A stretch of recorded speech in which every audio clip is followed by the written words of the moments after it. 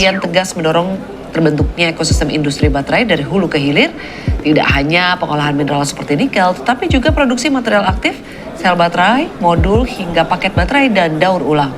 Pendekatan terintegrasi ini diharapkan 从建设到生产，德隆工业园一直秉持共商、共建、共享发展理念，实施本土化战略。 mencatat penjualan mobil listrik di Indonesia naik tajam dari 125 unit di tahun 2020 hingga tembus lebih dari 4. Halo, selamat datang di ruang debat kita. Bersama kami lagi di sini Tokopedia dalam ruang diskusi dan adu gagasan kita. Biasanya kan ketika kita berbicara tentang kekayaan alam suatu negara, narasinya tuh sangat linear dan sederhana ya. Iya, kayak model ekonomi ekstraktif klasik yang udah berjalan berabad-abad kan. Nah, betul. Ibarat menemukan peti harta karun di pekarangan belakang rumah, Anda gali tanahnya, Anda angkat emasnya, lalu Anda jual mentah-mentah ke pasar. Selesai. Tapi kemudian revolusi kendaraan listrik atau electric vehicle ini melanda dunia. Dan tiba-tiba narasi busang itu berubah total ya. Tepat sekali. Ini bukan lagi sekedar tentang siapa yang punya emas terbanyak di dalam tanah, tapi siapa yang bisa membangun seluruh industri perhiasannya dari nol, hingga akhirnya menjadi etalase dunia. Makanya, hari ini kita akan membedah sebuah transformasi fundamental, yaitu ambisi Indonesia untuk menjadi raja baterai EV global. Dan ini topik yang sangat mendesak buat dibongkar ya, mengingat skala uang dan urusan geopolitik yang bermain di belakangnya. Bener banget. Kalau kita runut secara kronologis, perjalanan ini luar biasa dan berani. Semuanya kan dimulai dari kesadaran bahwa kita punya cadangan nikel terbesar di dunia. Lalu ada langkah yang memicu kejutan global. Pemerintah melarang total ekspor biji nikel mentah. Sebuah manuver yang cukup nekat pada saat itu. Yaitu keputusan mengimpor 80.000 ton litium per tahun dari Australia. Ini ditujukan buat melengkapi ekosistem pabrik baterai raksasa di Karawang. Rangkaian peristiwa yang sangat masif memang. Nah, pertanyaan sentral dalam debat kita hari ini adalah, apakah langkah mengimpor litium dan menggandeng investor asing ini merupakan strategi masterpiece? Sebuah strategi yang mengukuhkan posisi kita di rantai pasok global? Atau justru sebuah ironi yang menunjukkan hilirisasi kita masih sangat rentan dan bergantung pada pihak luar? Saya rasa itu pertanyaan yang sangat tajam. Saya sendiri berdiri di posisi pertama. Saya melihat impor litium ini sebagai kepingan puzzle terakhir yang brilian. Ini adalah langkah yang menyempurnakan ekosistem baterai pertama di dunia yang terintegrasi dari hulu ke hilir. Di sisi lain, kolega saya ini akan mengambil posisi sebaliknya. Betul, saya paham daya tarik dari narasi kemandirian itu ya. Tapi saya datang dari sudut pandang yang berbeda. Menurut saya, ketergantungan pada litium impor dan dominasi teknologi asing ini menunjukkan kerentanan struktural. Ini bukan kemandirian industri, tapi sekedar menyewakan pekarangan kita buat pabrik orang lain. Oke, coba kita urai dari perspektif pencapaian dulu ya. Karena kita nggak bisa mengabaikan fakta di lapangan. Secara kronologis, keberhasilan strategi pemerintah ini nggak bisa dipandang sebelah mata. Indonesia itu rajanya material berbasis nikel, tapi secara geologis tanah kita nggak punya litium. Padahal kebutuhan smelter kita di Morowali itu sangat besar, mencapai sekitar 70.000 ton litium per tahun. Jadi kita memang butuh suplai eksternal. Dan dari sanalah celah ketergantungannya bermula kan? Tunggu dulu, justru di situ letak kecerdasannya. Mengamankan pasokan 80.000 ton litium dari Australia yang notabene mitra strategis kita lewat skema IACPA adalah langkah taktis yang sangat presisi. Hasil puncaknya bukan lagi sekedar presentasi di atas kertas. Oh, maksudnya pabrik yang di Karawang itu? Iya, kita sudah melihat beroperasinya PT Hail Green Power di Karawang. Ini kan konsorsium raksasa antara Hyundai, LG, dan konsorsium BUMN kita, IBC. Investasi fase pertamanya saja mencapai 1,1 miliar dolar AS. Kapasitasnya 10 gigawatt hour yang bisa menyokong 150.000 kendaraan listrik baru tiap tahun. Angka investasinya memang terdengar sangat fantastis di media. Dampaknya juga real. Dari tambang nikel di Sulawesi diproses jadi bahan baku setengah jadi, sampai jadi mobil listrik utuh yang keluar dari Jawa Barat. Ekosistem hulu ke hilir ini adalah lompatan yang belum pernah dilakukan negara berkembang manapun. Oke, angkanya memang memukau, saya akui itu. Pabriknya berdiri, itu fakta. Investasinya masuk triliunan rupiah, itu juga fakta. Tapi Coba kita lihat di balik layar dari timeline keberhasilan yang Anda sebutkan tadi. Maksudnya ada yang terlewat dari kronologi itu? Ada satu pola yang konsisten banget sepanjang sejarah hilirisasi ini digaungkan. Indonesia itu cuma menyediakan bahan baku mentahnya, yaitu nikel, dan tanahnya. Sementara aktor utama yang menggerakkan, yang menguasai teknologi, dan pegang kendali finansial mayoritas, itu adalah pihak luar. Anda merasa peran kita terlalu pasif di sini? Sangat pasif secara struktural. Anda tadi nyebut Morowali dan kawasan industri di sana kan? Mari kita jujur, siapa yang mendominasi di sana? Raksasa dari Tiongkok seperti Tsingshan Group kan? Lalu pabrik canggih di Karawang tadi? Iya, konsorsium Korea Selatan. Nah, Hyundai dan LG yang pegang kendali teknologinya. Dan sekarang, puncaknya, untuk bikin baterai itu benar-benar menyala, kita diwajibkan ngimpor bahan baku yang paling krusial, yaitu litium dari Australia. Tapi dalam dunia manufaktur global yang modern, bukankah kolaborasi seperti itu wajar banget? Wajar kalau posisinya setara. Tapi narasi bahwa kita sedang menjadi raja baterai independen itu jadi sangat artifisial. Kita pada dasarnya cuma menyediakan dapur dan sebagian sayuran pokoknya. Sementara kokinya, resep rahasianya, itu milik negara lain. Saya rasa analogi dapur itu sedikit menyederhanakan masalah yang kompleks ini. Tapi mari kita pakai bahasa analogi yang sama. Mengimpor litium itu ibarat kita beli ragi kelas 1 untuk membuat roti sourdough premium. Ragi ya? Iya, kita sudah punya gandumnya, yaitu nikel kita dalam jumlah masif. Ragi itu porsinya sangat kecil dalam adonan, tapi krusial supaya rotinya bisa mengembang. Apakah kenyataan bahwa kita beli ragi dari luar itu bikin kita bukan pembuat roti yang hebat? Tergantung raginya sih. Tentu tidak kan? Bekerja sama dengan Australia dalam rantai pasok litium ini adalah sebuah simbiosis geopolitik yang cerdas, bukan kelemahan. Australia kebanjiran litium, tapi mereka nggak punya ekosistem manufaktur hilir karena biaya tenaga kerjanya mahal. Jadi kita mengunci pasokan mereka untuk menghidupkan ekosistem kita. Analogi ragi dan gandum Anda itu terdengar indah banget di atas kertas. Tapi Anda mengabaikan realitas geopolitik rantai pasok mineral kritis yang saat ini sangat brutal. Ragi pembuat roti itu kan komoditas biasa. Tentu, tapi prinsipnya sama. Beda jauh. Ragi bisa Anda beli di toko mana saja, dari negara mana saja, kapan saja. Litium. Ini ibarat Anda butuh ragi ajaib yang cuma diproduksi segelintir toko di seluruh dunia. Dan toko terbesar di sebelah Anda, itu si Australia, bisa nutup pintunya kapan saja. Menutup pasokan ke pembeli terbesarnya, rasanya itu bunuh diri ekonomi buat mereka sendiri. Kalau di ekonomi normal, iya. Tapi pasar baterai EV hari ini kan bukan murni ekonomi. Ini medan perang geopolitik. Bayangkan skenario ini. Amerika Serikat sekarang punya kebijakan Inflation Reduction Act atau IRA. Intinya, mereka ingin memutus dominasi Tiongkok dari rantai pasok baterai global. Kebijakan itu memang cukup agresif. Sementara itu, ekosistem nikel kita di Morowali sangat kental dengan investasi Tiongkok. Jika besok Amerika menekan Australia untuk tidak menyuplai litium ke ekosistem yang berafiliasi dengan Tiongkok di Indonesia, apa yang terjadi? Anda melihat ada risiko intervensi politik Barat yang besar di sana ya? Sangat besar. Jika Australia menahan ekspor litiumnya, seluruh rantai produksi kebanggaan kita bisa lumpuh total. Dari smelter bernilai triliunan di Morowali, sampai pabrik sel baterai yang kinclong di Karawang itu, semuanya bakal berhenti. Itu bayangan yang cukup menakutkan sih. Betul. Anda sedang membangun gedung pencakar langit yang megah, tapi fondasinya diletakkan di atas tanah tetangga. Begitu tetangga nutup akses jalannya, gedung Anda cuma jadi monumen mati. Oke, skenario geopolitik yang Anda bangun itu valid sebagai risiko. Saya nggak membantah itu. Tapi saya akan membingkainya dari kacamata mutual deterrence atau efek gentar yang saling mengunci. Membangun industri berskala masif saat ini nggak ada yang 100% independen. Termasuk Amerika Serikat. Persis. Bahkan Amerika dan Tiongkok pun saling tersandra dalam urusan rantai pasok chip semikonduktor, juga mineral nadir bumi. Jadi saling bergantung itu wajar. Tapi mereka punya hak paten dan teknologi dasar. Kita nggak punya. Kita sedang menuju ke sana. Justru dengan mengintegrasikan pasokan Australia, kita nyiptain jaring pengaman. Mereka butuh pasar kita sama besarnya dengan kebutuhan kita akan litium mereka. Tapi, mari kita geser sedikit ke soal nilai tambah. Nah, ini menarik. Karena bagi saya, disinilah letak jantung dari strategi pemerintah.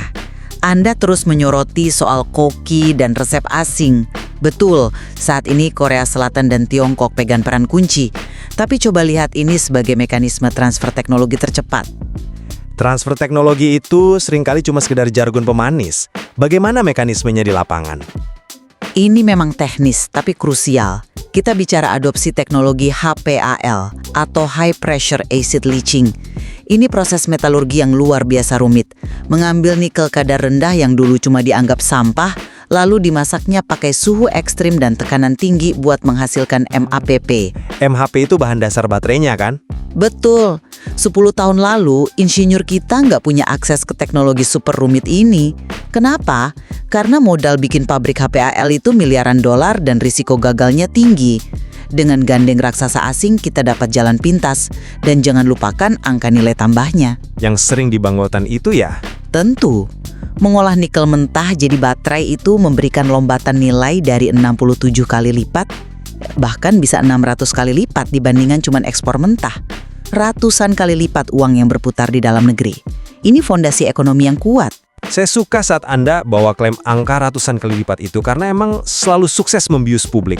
Tapi pertanyaan esensialnya adalah, dari lompatan 600 kali lipat itu, uangnya lari ke kantong siapa? Tentu saja ke dalam negeri, melalui pajak, penyerapan tenaga kerja, dan dividen BUMN. Mari kita bedah struktur kepemilikannya, biar lebih jernih.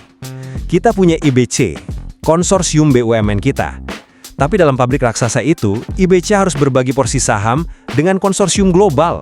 Seringkali porsi kepemilikan lokal kita tuh cuma minoritas di skema joint venture. Tapi kita kan menyerap puluhan ribu tenaga kerja lokal di sana. Memang, tapi mari kita akui, mayoritas ada di level pekerja kasar, operator mesin, atau teknisi menengah. Bukan di divisi riset dan pengembangan yang strategis. Sebagian besar keuntungan finansialnya terbang ke luar negeri dalam bentuk capital flight. Penyerapan tenaga kerja itu sendiri sudah lompatan besar buat daerah seperti Morowali loh. Saya nggak nutup mata soal dampak ekonomi lokalnya. Tapi dalam konteks kedaulatan, hak kekayaan intelektual HPAL tetap terkunci rapat di tangan asing. Kapan kita bergeser dari sekedar tuan rumah mesin perakit menjadi pencipta teknologi itu sendiri? Saya rasa Anda berasumsi bahwa pemerintah dan BUMN kita bersikap pasif banget. Padahal daya tawar kita cukup kuat. Keterlibatan IDC sejak hari pertama di Karawang itu membuktikan negara masuk ke dalam struktur bisnis dan dapur teknologinya. Ini adalah fase pembelajaran wajib. Berapa lama fase pembelajaran ini berlangsung sebelum cadangan nikel kita habis? Kita ini sedang mencoba melompat dari ekonomi ekstraktif dasar langsung jadi pemain teknologi tingkat tinggi hanya dalam 1 dekade. Transformasi sekompleks ini butuh waktu. Coba tengok sejarah Jepang, Korea Selatan, atau Tiongkok. Mereka nggak langsung bisa bikin mobil listrik. Betul, mereka mulai dari merakit juga. Nah, mereka mulai industrialisasi dengan merakit barang elektronik Amerika dan Eropa. Belajar merakit, meniru, memodifikasi, baru akhirnya berinovasi. Pembangunan itu sedang berjalan di Indonesia. Sejarah yang bagus, tapi mereka membangun kapasitas riset domestiknya dengan sangat agresif, sesuatu yang kita masih agak lambat. Ya, saat ini fokus utamanya adalah mengunci posisi dominan kita dulu. Dengan mengamankan suplai nikel dan litium, kita sedang mengukuhkan diri sebagai pusat baterai jenis NMC atau nickel manganese cobalt. Ini adalah standar emas di industri otomotif saat ini karena energy density-nya yang sangat tinggi. Mari kita bahas soal kepadatan energi ini, karena ini poin yang sangat krusial. Dalam bahasa awam, bayangkan NMC itu seperti tangki bensin beroktan sangat tinggi. Dengan ukuran baterai yang relatif kecil, mobil listrik bisa melaju ratusan kilometer. Bagi konsumen di negara besar, jarak tempuh adalah segalanya. Kita bertaruh pada teknologi premium ini. Nah, di titik inilah kita masuk ke celah kelemahan yang paling beresiko dari grand strategi pemerintah. Anda sangat pede dengan masa depan baterai berbasis nikel ini. Tapi apakah Anda menyadari disrupsi raksasa apa yang sedang menyapu otomotif global sekarang? Namanya LFP. Lithium iron phosphate. Isu ini memang sempat ramai diperdebatkan di panggung politik nasional kita ya. Karena itu ancaman nyata, bukan cuma isu komoditas politik, baterai LFP ini sama sekali nggak pakai nikel, 0% nikel. Dan tren globalnya pabrikan dari Tiongkok seperti BYD, bahkan Tesla untuk mobil standarnya, itu mulai bergeser masif ke LFP. Iya, karena harganya jauh lebih murah kan? Betul. Jauh lebih murah karena nggak butuh nikel yang harganya fluktuatif. Karakteristik kimianya juga lebih aman, nggak gampang thermal runaway atau terbakar. Tapi jarak tempuhnya jauh di bawah NMC loh. Emang. Tapi kalau industri global memutuskan bahwa mayoritas konsumen cuma butuh mobil kota yang murah dan mereka meminggirkan NMC, apa yang terjadi pada harta karun nikel kita? Pamornya bakal merosot tajam. Dan tragisnya, kita udah terikat kontrak impor litium buat baterai yang teknologinya mungkin mulai ditinggalkan. Saya rasa kekhawatiran Anda soal LFP bakal membunuh NMC secara total itu terlalu berlebihan sih. Itu penyederhanaan dari pasar otomotif global yang sebenarnya sangat tersegmentasi. Maksudnya gimana? Betul, LFP lagi naik daun, tapi LFP merajai segmen entry level atau mobil listrik murah buat di kota aja. Sementara industri otomotif kan nggak cuma soal mobil murah. Coba bayangkan, kendaraan premium, truk komersial besar, mobil sport. Segmen massal kan yang paling menguntungkan secara volume. Volumenya besar tapi margin keuntungannya tipis. Di segmen premium dan budaya mengemudi antar kota di pasar raksasa kayak Amerika atau Eropa, mereka mutlak butuh baterai dengan energy density tinggi. Disitulah NMC tidak bisa digantikan LFP. Setidaknya berdasarkan hukum fisika material saat ini, LFP itu berat banget. LFP itu memang cukup berat, saya setuju. Sangat berat. Kalau Anda mau maksa mobil LFP menempuh jarak sejauh mobil NC, Anda harus pasang baterai yang luar biasa gede dan berat. Secara teknis sangat nggak efisien. Jadi strategi kita tuh bertaruh spesifik pada pasar kualitas tinggi. Kita fokus nyuplai kelas atas global. Argumen Anda soal bagi pasar berdasar kelas kendaraan itu masuk akal secara komersial hari ini. Tapi ada satu hal tentang teknologi yang sering kita lupa. Inovasi teknologi LFP melaju dengan sangat brutal. Tentu setiap teknologi pasti berinovasi. Masalahnya, kecepatan inovasi LFP ini makin mengejar NC. Sekarang ada terobosan yang namanya cell-to-pack packaging. Mereka memadatkan selnya langsung ke chassis mobil. Jarak tempuh mobil LFP makin hari makin ngejar mobil NC kelas menengah. Intinya bukan berarti nikel kita besok langsung jadi rongsokan ya. Lalu di mana letak ancaman utamanya kalau nikel kita masih tetap laku keras? Sinyal lagi digoyahkan. Ini berisiko tinggi. Paradoksnya, kita terus bikin narasi kemandirian, padahal smelter kita makin mengikat kedaulatan kita pada putusan politik Australia dan kecepatan inovasi Tiongkok. Berarti kalau kita nggak mengikatkan diri pada modal asing dan bahan baku impor itu, hilirisasi kita nggak bakal pernah ngelewatin tahap ekspor nikel setengah jadi. Saya nggak menolak kolaborasi global, itu terlalu utopis. Tapi kita butuh strategi mitigasi yang lebih tajam. Kalau kita gagal melakukan transfer teknologi yang sesungguhnya, di mana insinyur kita yang pegang patennya, sebelum cadangan nikel kualitas tinggi kita menipis, kita cuma bakal mewariskan pabrik tua. Justru karena risiko kegagalannya besar, manuver pemerintah menarik investasi asing secara agresif dan mengimpor elemen pelengkap seperti litium ini adalah wujud manajemen resiko, bukan penyerahan kedaulatan. Tunggu, manajemen resiko gimana maksudnya? Karena dengan mengintegrasikan perusahaan global ke ekonomi kita, mereka jadi punya vested interest. Mereka punya kepentingan finansial supaya Indonesia berhasil. Kalau Indonesia gagal, triliunan rupiah modal mereka juga hangus kan? Ekosistem EV itu terlalu raksasa untuk dibangun sendirian. Saya sepakat soal integrasi global. Tapi yang saya tuntut adalah definisi kedaulatan industri itu sendiri. Selama kita sekedar jadi mandor buat buruh lokal yang operasiin mesin impor dengan bahan baku yang sebagian juga impor, kedaulatan itu masih berupa ilusi kebanggaan nasional. Baik, obrolan kita hari ini benar-benar menjelajahi medan yang luar biasa luas dan kompleks ya. Kalau saya boleh merangkum dari sudut pandang saya, langkah strategis sejauh ini mulai dari penghentian ekspor mentah, membangun Morowali, sampai taktik mengimpor litium Australia adalah pencapaian yang patut diapresiasi secara kronologis. Kita ini sedang menjahit ekosistem hulu ke hilir yang belum pernah disentuh negara berkembang manapun. Pragmatisme ekonomi dengan mengimpor apa yang nggak kita miliki adalah kunci supaya kita tetap mendominasi di jalur baterai NMC. Dan sebagai penutup dari saya, meskipun timeline pembangunannya nyata dan megah, kita nggak boleh terbuai. Indonesia harus berkejaran dengan waktu buat memikirkan peta jalan, melepaskan diri dari kerentanan ini. Bayang-bayang pergeseran ke baterai LFP dan ketergantungan paten asing adalah lampu kuning yang terus menyala. Sebuah perdebatan yang membongkar banyak lapisan realitas ya. Pada akhirnya, nggak ada resep instan yang sempurna dalam geopolitik industri. Menahkodai kapal transisi energi ini butuh evaluasi terus-menerus terhadap mitra dagang dan tren teknologi masa depan. Terima kasih sudah mendengarkan. Jangan lupa untuk klik like dan subscribe serta tulis pendapatmu di kolom komentar.